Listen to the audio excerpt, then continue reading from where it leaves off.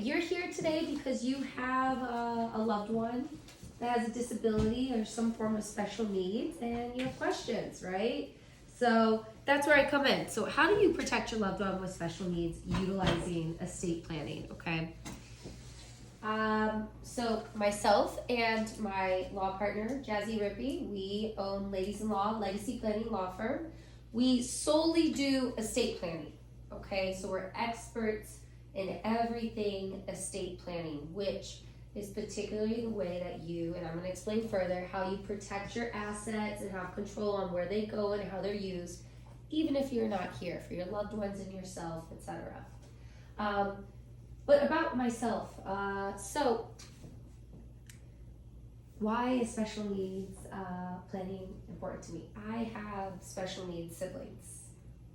I quite literally live and breathe the highs and many lows and the stresses that come with having disabled individuals that you care for, okay? So not only am I an expert, as I like to think, in estate planning, but I'm particularly an expert both professionally and personally with special needs estate planning.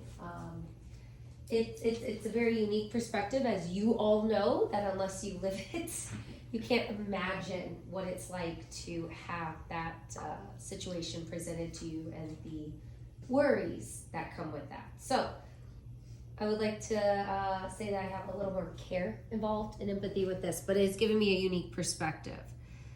Okay, so I want to start with talking about financial planning and estate planning. We all know you got to do all this financial planning to ensure that you have funds to take care of your loved one, right? And these are individuals that are usually receiving government benefits, as they should. But we all know with anybody that has a loved one that receives government benefits, they almost have to be viewed as they're living below poverty level to receive those government benefits. I'm very candid, it's asinine, okay? How can you want your loved one to live under that sort of poverty level and that's all the support they get, okay? So you do all this financial planning, but if you do proper estate planning for your disabled loved one, those together, you can both receive their government benefits and ensure all your financial planning will support them even if you are not here to support them. So they really go hand in hand, okay? So I'd like to say I made this example, but really Jazzy did. We like to say there's this house, okay? Right? We're in this house right now, this beautiful house, and you've got your sofas, you've got your tables, you've got all these pieces of furniture, right? I want you to think of those different things as finances, assets, maybe a life insurance policy, a retirement account, a house, rental property, different assets, right, that are in this home. So you want to make sure those specific assets go to your disabled loved one, even if you're not here, to make sure that they're protected, right? Well, here's the kicker of it. If you don't have a proper estate plan, which is actually the house surrounding those different assets and those different furniture and those properties, then nothing's protecting them. Nothing's ensuring that those different assets, the different pieces of furniture, are actually going to go into the room for your disabled loved one, your special needs loved one. Does that make sense? So you have to have both. You have to have the house, the exterior, and you have to have the internal different pieces of furniture. So you have to have the financial planning and the estate planning to truly protect your loved one, okay? So we'll start with that, but what we really need to understand is what is estate planning. I'm just gonna give you guys a very general overview. I wanna say up front, I provide free consultations. So if at any point you're like, oh my gosh, there's more to dig into, and I'm certainly sure there is, everybody's situation is unique, schedule a consultation with me, I will dig into it. So this is just an overview, okay? So estate planning, it is when you create certain legal documents, and the compilation of those legal documents all together make your estate plan. Each of those documents should be custom, personalized, made for you and your family's needs, your loved one's needs, okay? There's several variety of them. You've probably heard of a will. Do I have a question? That's okay, you can interrupt me at any point. Feel free to interrupt me, okay? You got your will, you got your trust document, you got your powers of attorney, medical, financial. There's different types of wills, there's different types of trust. Those variety of legal documents are the type of documents that proactively protect your assets and ensure that they're utilized for your loved ones and yourself in the way you want it to be done, okay? And I could go on all sorts of tangents about each different document, but it's more easy to express that to you individually, okay? And ask questions with that. Now, you might wonder, okay, what does that have anything to do with my special needs loved one? If you do not have your own proper documents, the way the law works, you are unable to have the proper estate planning documents that protect your special needs loved one, okay? I'm gonna give the example. We're gonna talk about these in a little bit, and I'm giving you guys just an overview, but special needs estate planning requires special needs trusts. What is a trust? It's a legal document that outlines how you want assets that have been put in the trust to be distributed upon your passing, okay? Now, in order for your loved one to get those in their own special needs trust, you have to have your own trust that funnels the assets into it. Because here's the thing, if you pass away without a trust and you're just giving to your loved one a home, for example, they technically are receiving that. So that puts them over that required money amount, right? And now they lose their government benefits. But if you put it in your trust, and the trust is written in a way that expresses that this money or this property is to only go to their trust, which they don't technically own, they're just the beneficiary of, then they never actually have it in their hands and they cannot lose their government benefits. So that's how you funnel assets to protect your loved ones without them losing government benefits. You have to have your own estate plan in order to ensure that they have the proper estate planning to protect them. Does that all make sense? And that would probably get them out of paying any sort of inheritance tax. Yep, you can avoid all sorts of things with that. Yep. I'm giving the general overview of how you can avoid losing government benefits, because that's the key. Like, take what you can get, right? I used to say with my mom, she's like, I feel bad almost trying to get this for your brother. I'm like, well, when you're not here, like, he's got to have this. Like, I don't know, like, he needs it. He can't work. He can't do these things. So take what you can get and then supplement whatever else you can with the proper estate planning. But yes, long answer short, you would get other sorts of benefits as well. But you got to have your estate plan in place to protect your loved one. Go ahead. So you can't fund the special needs trust just through some mechanism just funding it? You can. Okay, but you don't have to fund it through a trust to a trust. No, you do not. Okay. However, keep in mind, that thinks one step ahead, but if you pass and you have any assets to your name that are to go to your child and you didn't put them in a trust, you defeated the purpose. So the context here was you've passed and that's why it's so you have to think of every, in my line of business, I have to think of every worst case scenario because you just have to, right? And that's okay. But certainly you would maybe fund that trust ahead of time, but when you pass, if you don't have a trust and you want to leave anything to that individual, they'll lose their benefits even though they have that trust because you didn't put it through a legal mechanism that will make sure that it doesn't ever touch, if they don't actually technically own it, right? That's how the government looks. Do they technically own that? Technically, but you just protect. So I would always suggest create your own trust. You can add to the special needs trust ahead of time, but we make sure that everything's protected no matter what. Thank you. Yes. Any other questions before I go on? No? Anybody out there? Technically, if they have a special needs trust, they don't own it anyways. A trustee's running that.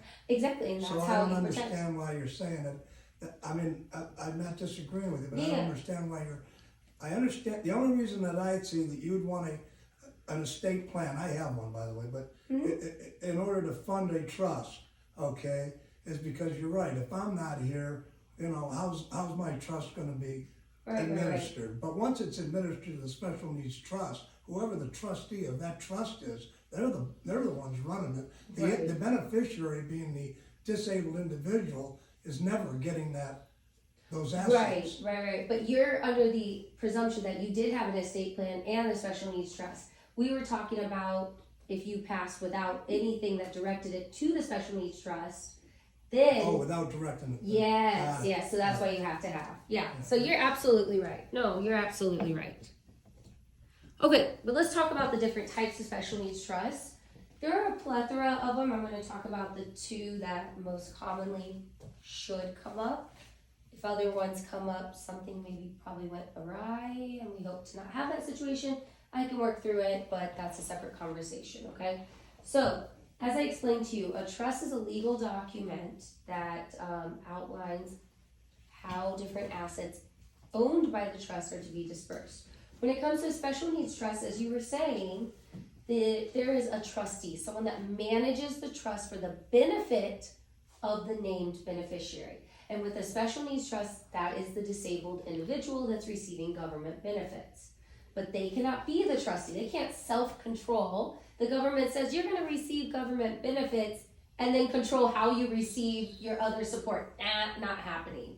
But if your assets that you're inheriting are put in this trust that you don't technically have control over, because this other trustee manages for your benefit to supplement your government benefits, okay, because you don't really get a say on what's happening, okay? So that's the general concept of it, okay? Now, the first type, the third party's discretionary special needs trust, that one is the one you want, if you can get it, okay? That is when somebody else, mother, father, grandfather, friend, cousin, anybody but the disabled individual is creating this trust. They're the grantor, the creator of it, for the benefit of the disabled individual, right? And they're creating it to say, at some point, anybody other than the special needs individual can put assets into this trust during lifetime, through trust after death, and it'll be used for that disabled individual's benefit during their lifetime. And after that disabled individual passes away, the grantor, the person or people who created the trust, have determined where that remaining assets in the trust, if there are any, let's see if I know. Okay, they did it. Where those remaining assets are going to go. Usually it's like a sibling or another family member. We call it living issue. Why a third-party discretionary special needs trust is great is there is no Medicaid payback.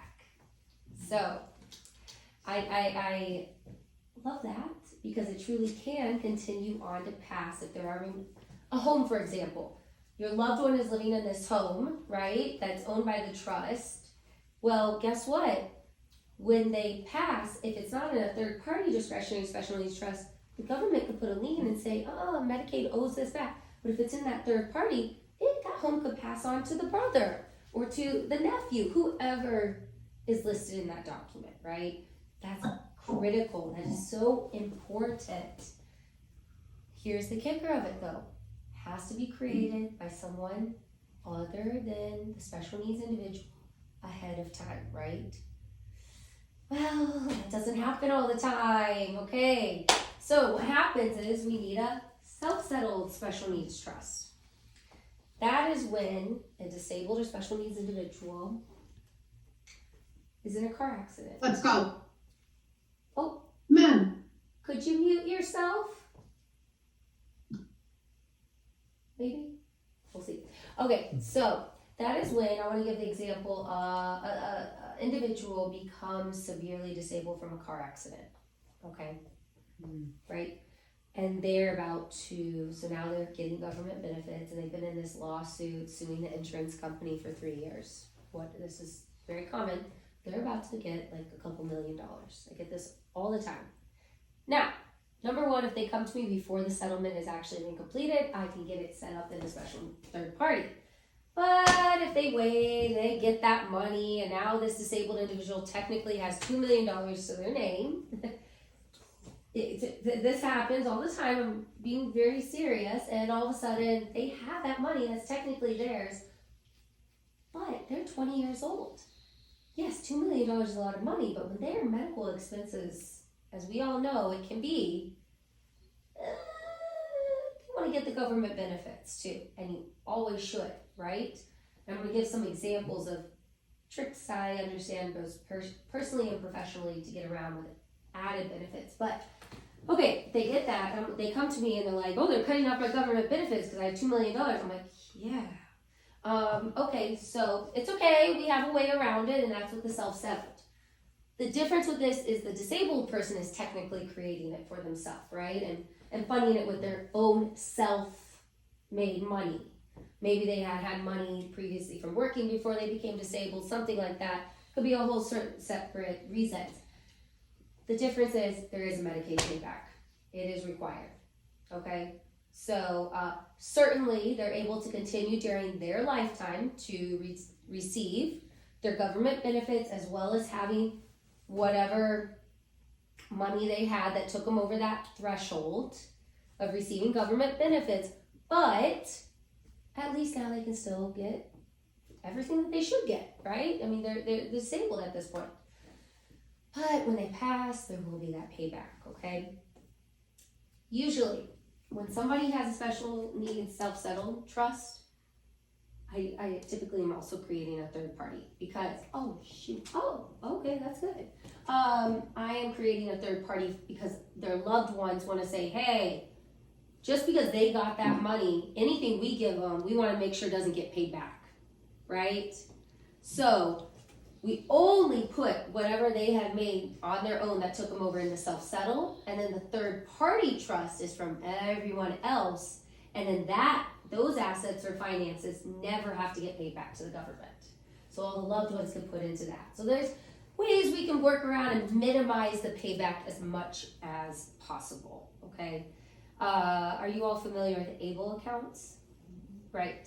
So ABLE accounts, amazing tool to have to allow the disabled individual to have some sense of autonomy, right? Like my brother and sister, they want to go to the mall and buy something, I don't care, $400 for a whole year, but the ABLE account lets them feel like they're humans and they have that sense of autonomy, but there's a payback to that, right? So you want to think of the self-settle almost as that ABLE account, but you still want to have the third party trust to insulate and protect whatever assets are being put into it, okay? Because the ABLE does have Medicaid. It does have Medicaid.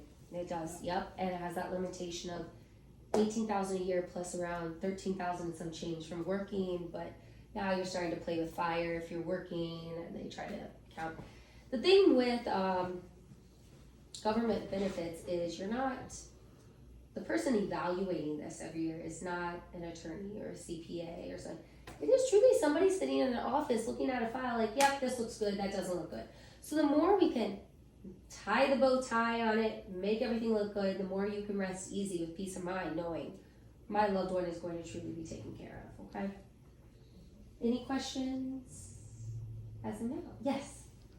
So after you have your third-party discretionary trust, if somebody, grandma, grandpa want to write you a check, your kid a check for like $300, do they have to put the trust to the trust of, or can they just put my kid's name? Never put to your child's name, because the moment they put it on, they might knock them off of government benefits. You always put it into the trust for the benefit of the child.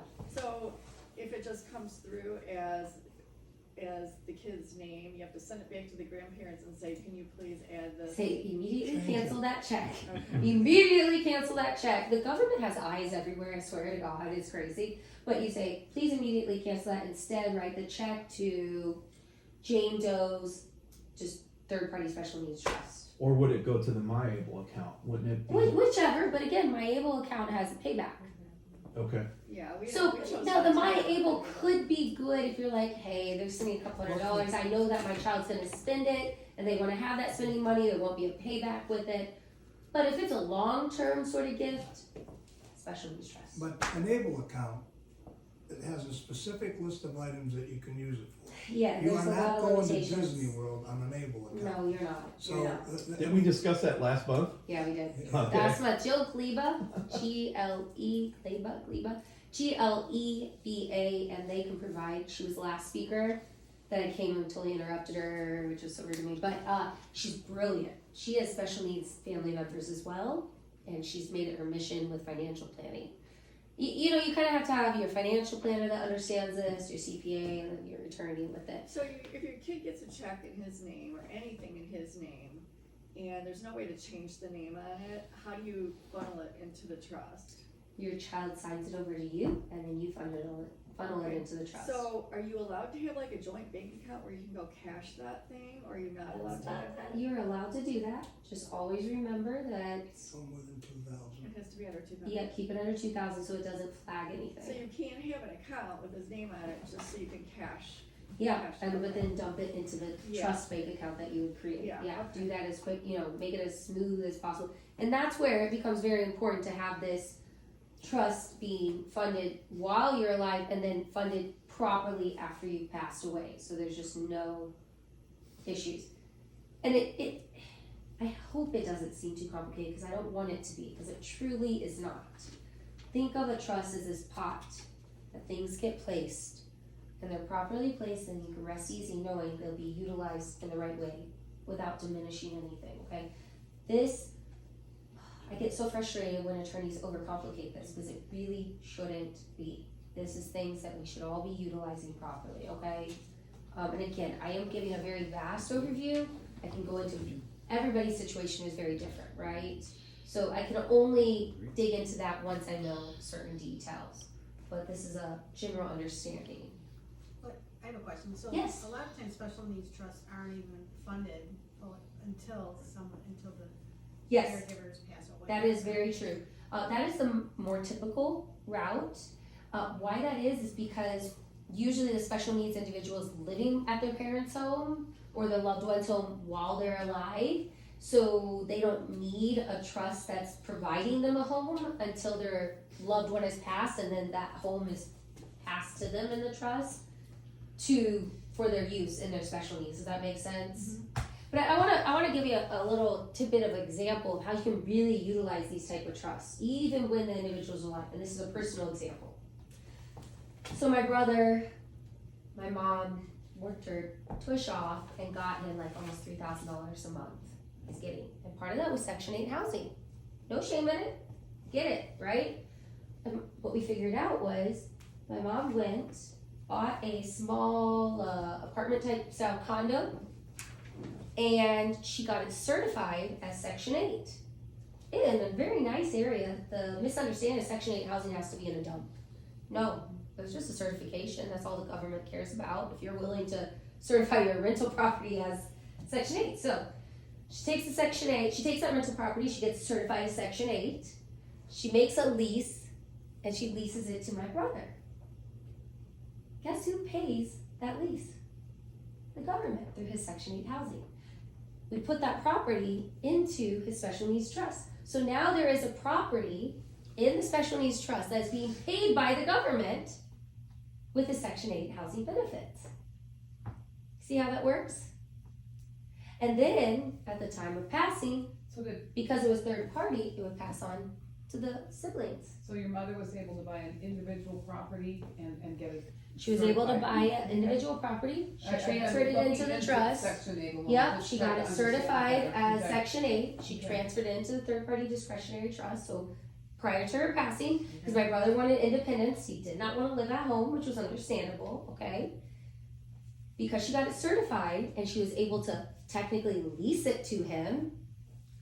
Who paid? The government paid So in for the addition, whole property. It was self-paid for. And then that property passes on to the family. Could you take that to the next step? What next up as As you have a piece of property that's Yeah. Section 8, Yeah, yeah. obviously there's a tenant in it, the government's providing that money. Can that particular entity be put in the special needs trust as a funding mechanism? You already- Payback. Is oh. that a payback item? So is the special needs individual the tenant? No, it doesn't have to be, is what I'm asking. Oh, you're your- saying- Your example was. Yes, you can, because the income made from that tenant that isn't necessarily the special needs could still be income to the third party that would be used for the benefit of the special needs individual. Wow, Yes. I have 10 of those. Yeah, you should have all sorts of trusts set up, and I could set you up with all sorts of specialty trusts that hide your assets, and the government will never know it, ever. So there's all sorts of, it's like I like to say it as a spider web. My job is, every person's spider web is different, right? The pattern is different. I have to sort. There's so many nuances. Like your nuance you just told me, that's not just special needs in a simple trust. We can put in an irrevocable trust that sends it to the special needs trust, but then hides all the assets too, because it's rental properties. But I'm gonna digress severely. My brain's gonna go, so I'm gonna stop myself right there. Just, we can have a conversation separate, but yes, in sum, your answer is, yeah. The income made from that rental property that already has a tenant, that has now been transferred in that special needs trust, would go to the special needs individual for their benefit and use to supplement their government benefits, including trips to Disney. So, that's how it works, okay? It's all, yes, please. Aren't there certain things, like limitations on what can be used for in the special needs trust? No. The simple limitation is it must supplement the government benefits and not replace the government benefits. Let me give you a couple examples. One, they're receiving Medicaid. Medicaid covers your accident, covers the baseline of insurance, type of medical insurance, right? Mhm. It's not necessarily covering a gym facility membership. That would be supplemental. So the trust could say, hey, John Doe, he wants to go work out at LA Fitness. He wants to have a gym membership. Medicaid's not going to cover that.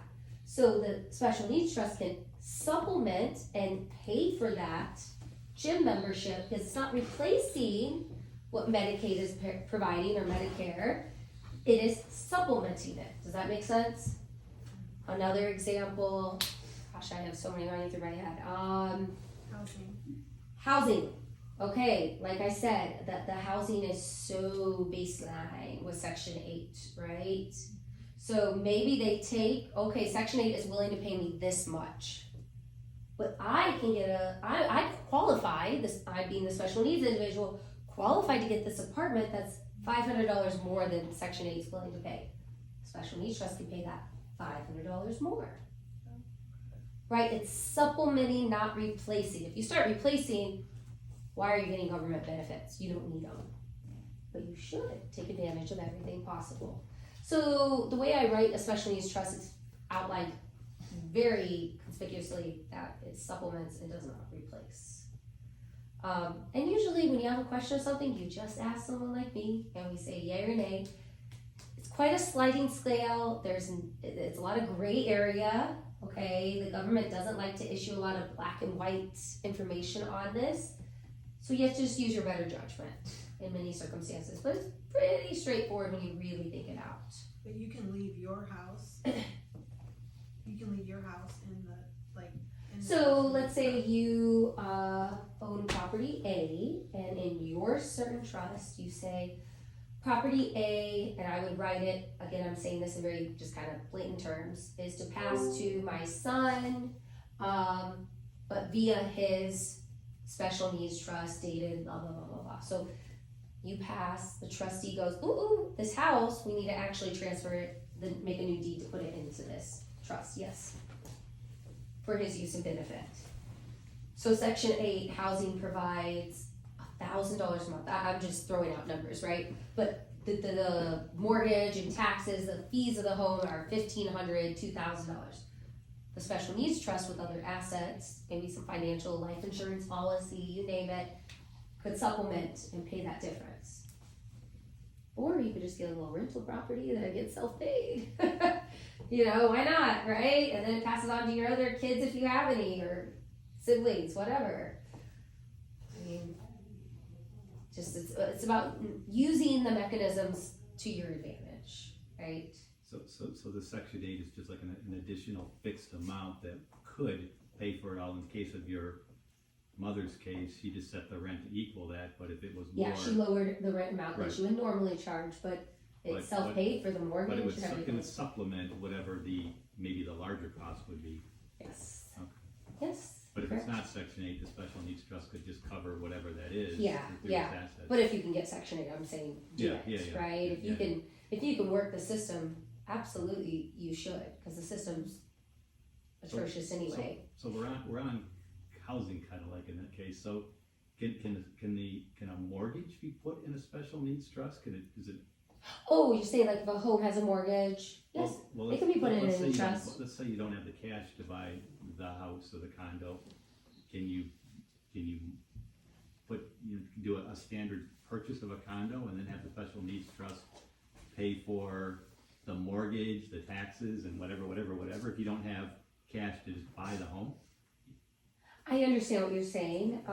It would depend on the circumstance. I'd have to know, like we'd have to know more concrete details for me to say Well, yes let's or no. assume you don't have 200,000 to buy Yeah. a condo in your special needs trust, but maybe you have 50,000. Yep. I'm just making this up. Yeah.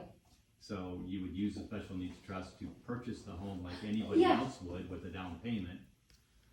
So how it would work is someone else would have to purchase it. The special needs trust would not. Would not. Yeah, but it could be transferred to the special needs trust, and if the mortgage company accepted that, which it usually does, it shows proof of ability to pay, then yes, it could. But remember, that special needs trust needs to be funded from outside sources.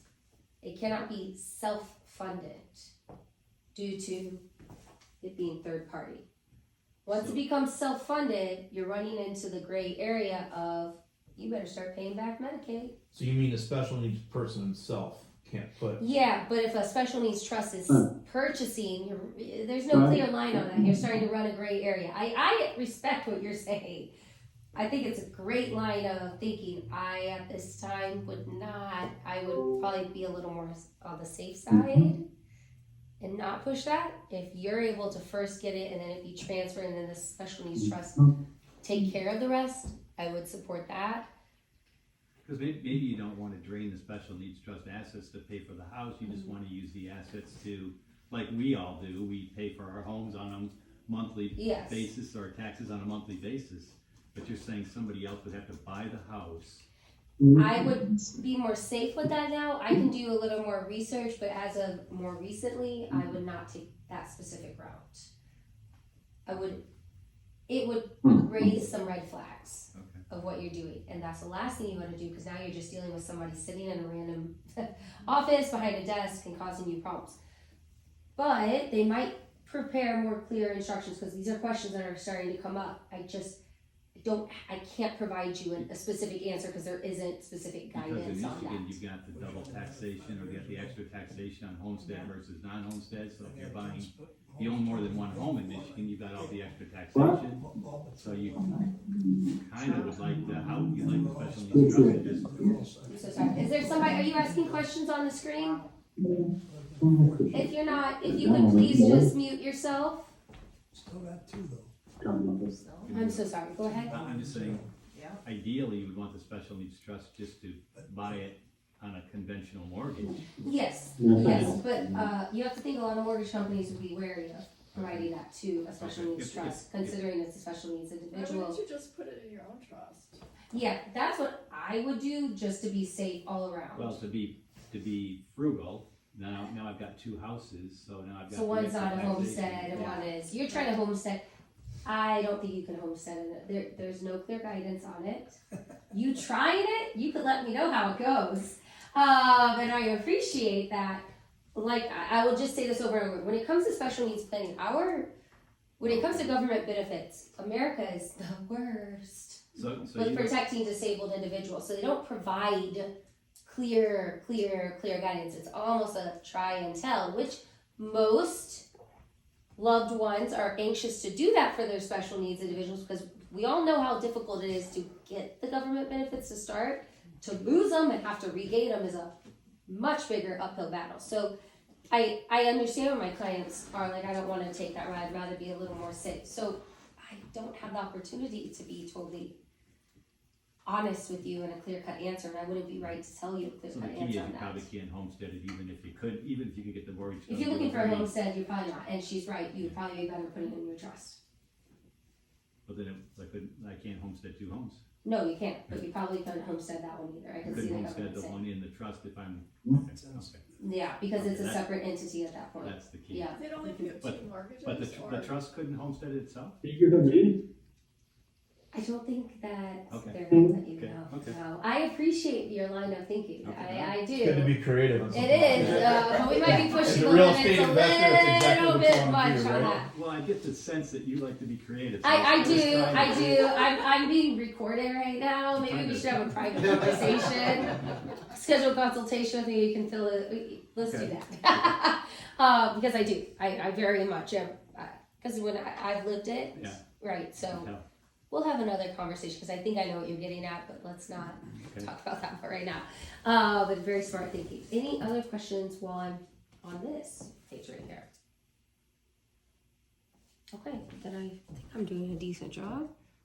Okay, so let's talk about the importance. I actually was doing a presentation, where were we earlier, in Novi, and I couldn't stress more. I was a female entrepreneur group, and I was expressing to them that estate planning rewards those that are proactive, okay?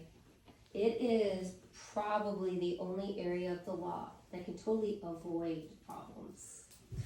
When you think of law and lawyers, you think of courts and litigation, and opposing and opposition, and fighting, putting out fires.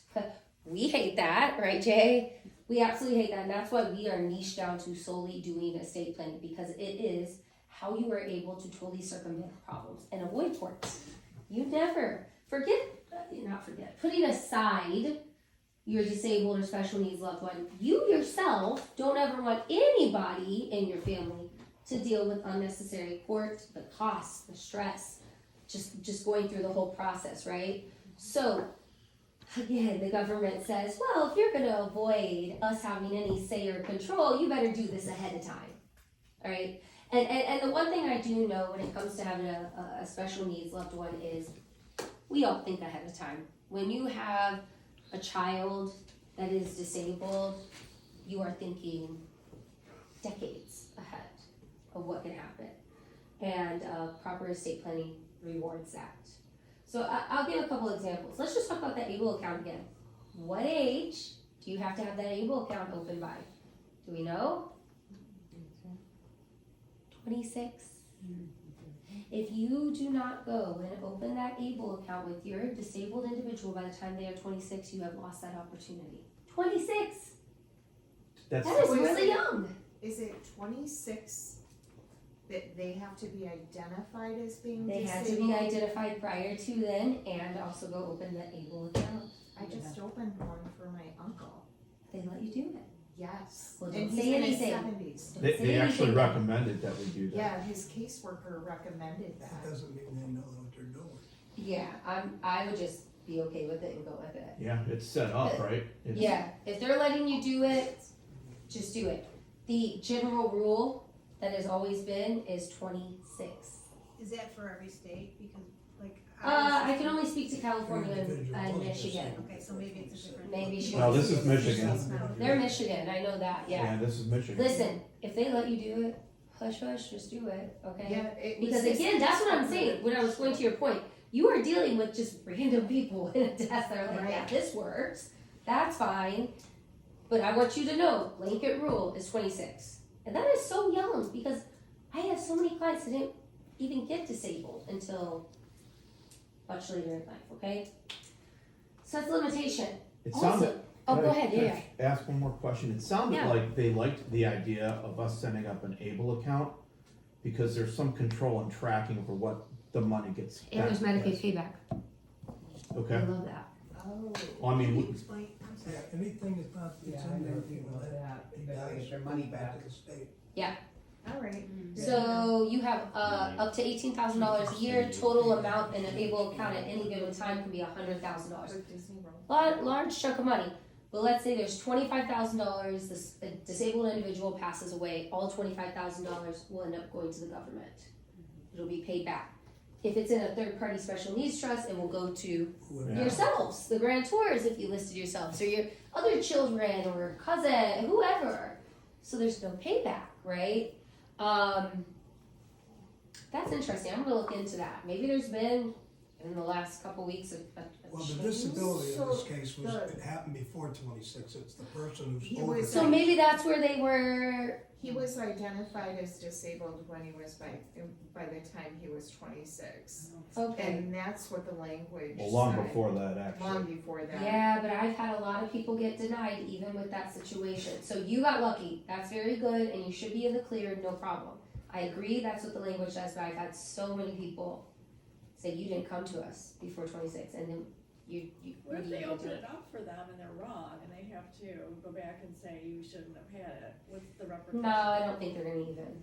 In his case, they They're not don't gonna do think that. He doesn't have that much in assets anyway. And like we were saying, if he passes, they're gonna get the money anyway. So Right. right. Yeah. I thought that the reason for opening up and having an able and a special needs trust is that the able, there's different things that you can use that money for from your able account that you are not able to use from a special needs trust. Special needs, you can use anything to supplement on top. Able account is more restricted, actually. That's correct. Think of the able account as providing the special needs individual with autonomy. That's what that really is. They can go write their own checks. They can take money and use it for their own, to go to the movies, to do different. There are limitations, but they end up using it for whatever. In reality. It's kind of like they have their own. They have their personal own account. They're not dependent right? on somebody else having It's to not the sign trust off. that- Right. Like autonomy, a sense of A self. lot of people open up an able account because when they first do it, they're young enough that, I'm talking about the parents, that they don't have their estate plan and stuff done. Yeah. I'm a grandfather, so I'm 2 generations into this. Exactly. But I'm just saying, if you have a young child who's disabled, your immediate reaction is to do this able, which is good, it's great, actually. Yeah, But- no. But the special needs trust is better. It's supreme. It's supreme. But the able account is an investment account. Yeah, it's not it's not estate planning. He did. It can't even go in the special needs trust. It is totally separate. But it's an investment tool as well, though. Well, it's like a checking account. Ours It can be used in a form of investment, but really think of it as a checking account. Yeah, But ours has Yeah. an investment component. so I believe that, yes, but it's more for their use to use. It's not, because think of it, when they pass, it gets paid back. So it gets lost, the money. I want you to think of that type of account as something to be used, not truly as an investment, because once they pass, that money is gone. So you're just better off if you want to If you want to invest it, think do about it. investment, put brokerage accounts into a third-party special needs trust. It's invested properly, it never gets paid back, and it's utilized for their So how- benefit. Okay, I Let me didn't ask think you could do that. a You question. just transfer a brokerage account, for example, into the trust. How difficult is it, But I can explain these things in detail. How Yeah, I'm difficult is sorry. it Yeah. to- if you have a able account funded heavily, how difficult is it? Well, funded heavily, it can only go up to 100,000. Yeah, I said heavily, Okay. okay, I'm grandpa. If you have it able, how hard would it be for you to get it out of there and get those assets into a special needs? Just write a check to the special needs trust. That easy? Yeah. Wow. You can only put so much per year into it, but you can take as much as you want out of it. And does the person pay tax on that when they do that? No, because it goes to a special needs trust that's Okay. not of their own. So Right. 529. Yeah. There's no double Yeah. taxation, right? No, not of us. Because it's already post-tax Yeah. money. I would, Yeah. in my humble opinion, both personal and professional, again, personal experience with my loved ones that are disabled, an able account should be viewed as a checking account to utilize their autonomy, to have spending money. True investment and long-term should be utilized in a special needs trust or a combination of them. Right? Does that make sense? And the thing is, But here's the the, bank is gonna talk about an able account all day long, because they make money off of that. We're not gonna talk about trustee, they can't talk about these sort of but high level. But doesn't the beneficiary of the able account, I mean, if we took the money out of the able account, isn't it now gonna be a, you call it a, I don't know what you call it, but I call it a first party trust, okay? Isn't that money, if I take that money and write a check, isn't that a first Nope, because grandpa's gonna write the check out of there, cause you're gonna be a cosigner. I am a co-signer. Exactly, so you're writing the check. Okay, It's all how we finagle cause it. I was the payee, yeah. So, okay. Okay. Talking about that, we're talking about investing properly, right? The importance of having this estate planning done proactively is you are working to build assets to know that if I'm not here, my loved one's taken care of. We get clients all the time that come to us and they have done amazing financial planning. They really have. But they kind of put the cart before the horse. Now that they come to us and they have all these different assets, it is so much more difficult in getting them in the right trust, avoiding certain taxes, making sure things were used in the right way ahead of time. So it really does reward those that do this ahead of time because we can say, okay, these are your goals, this is what you're thinking of, let's create these different pots to properly place things and I can guide you on that ahead of time. Saves time, money, effort, okay? So when you're working to accumulate things, we can be doing it in the right way ahead of time, right? And honest to goodness, this is so morbid of me that you have to think of it. You don't know what's gonna happen the next day. So you wanna make sure you're prepared prior to, okay? Also, I have actually met from Jill's presentation. I now have a client, they have a 5-year-old young child that is going to need government benefits, all these different things. The brilliant thing with getting these things done early is you can try to avoid having to get guardianship or conservatorship. Once your disabled loved one is an adult, sometimes you are limited in certain ways and you are then required to go to probate court and obtain that. Not only is probate court a disaster to have to do that, but then you have to always report to them, you're under their thumb, you have to follow their rules. If you can get some of this estate planning done ahead of time, I had a client just last week, I completed an estate plan.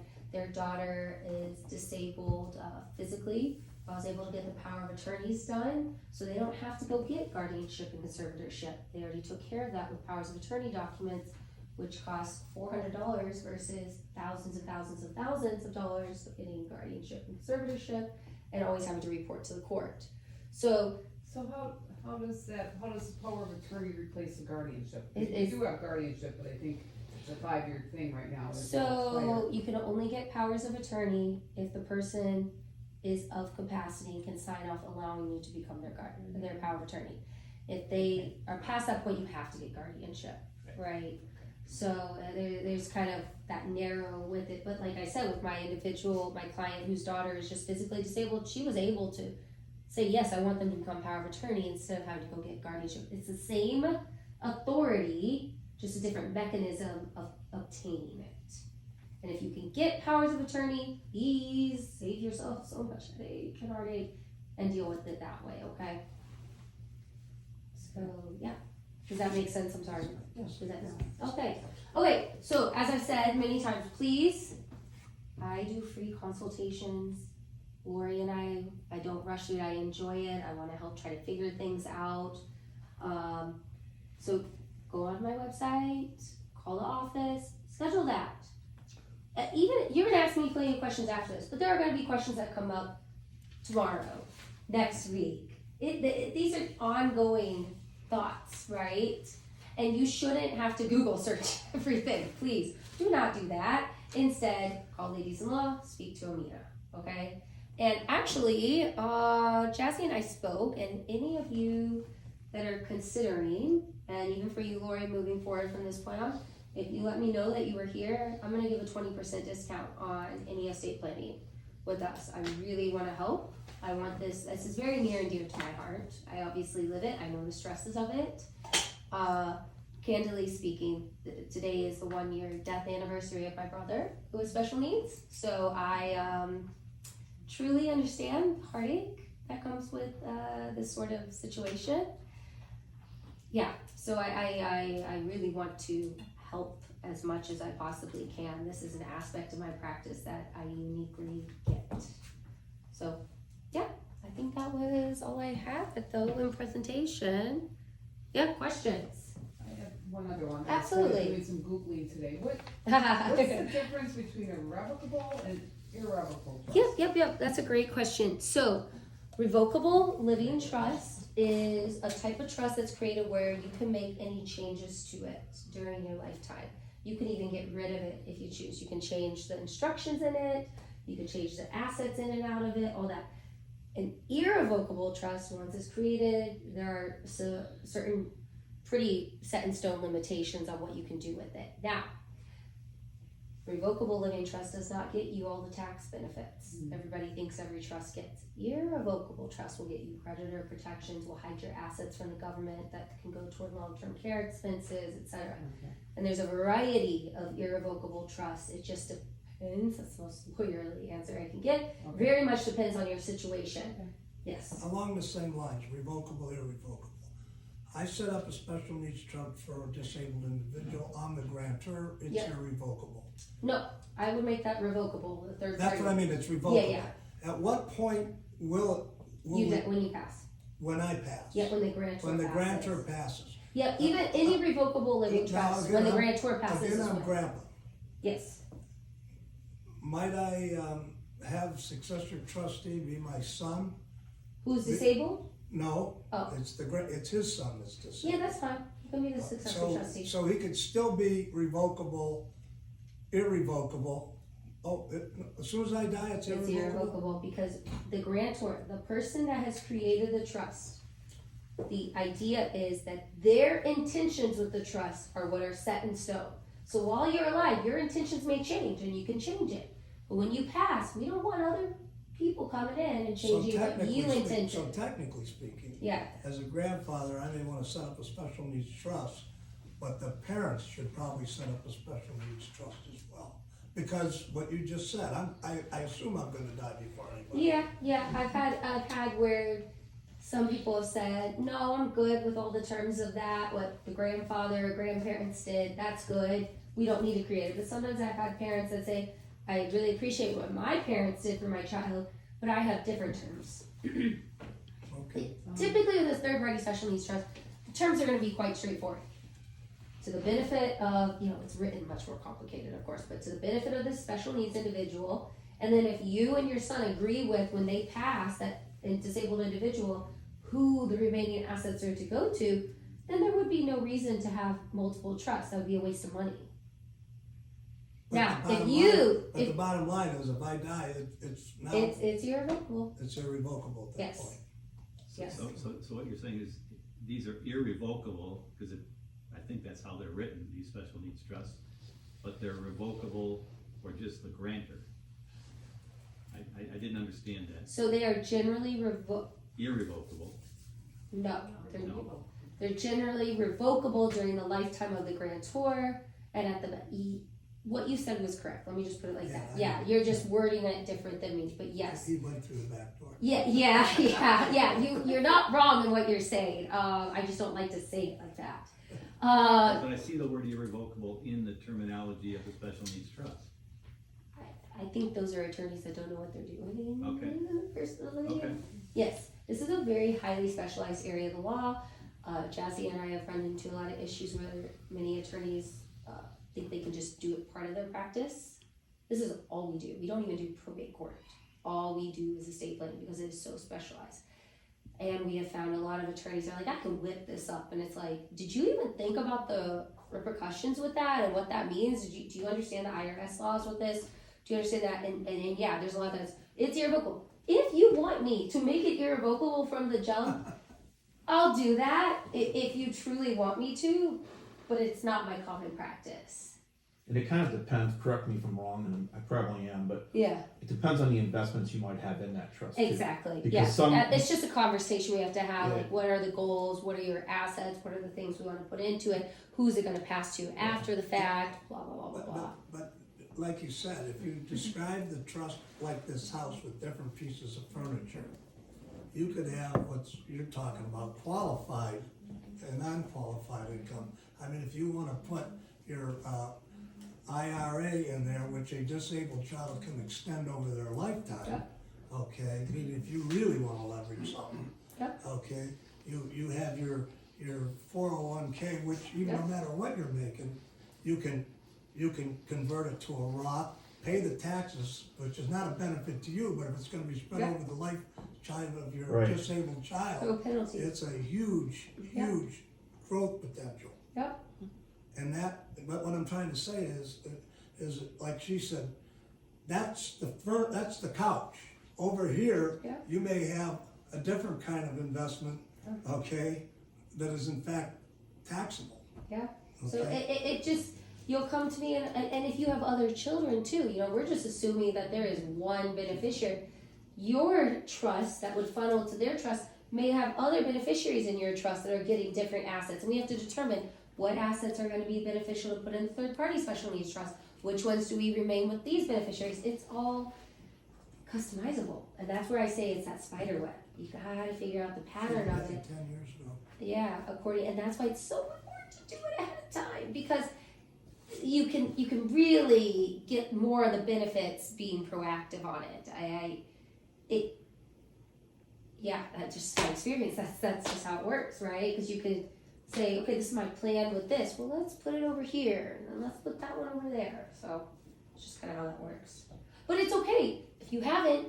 I absolutely can still sort it out. So any assets can go in a special needs Yes. trust? Mhm. Your 401k? Yes. Yes. Yeah, Yes. because I had to, when we created our trust,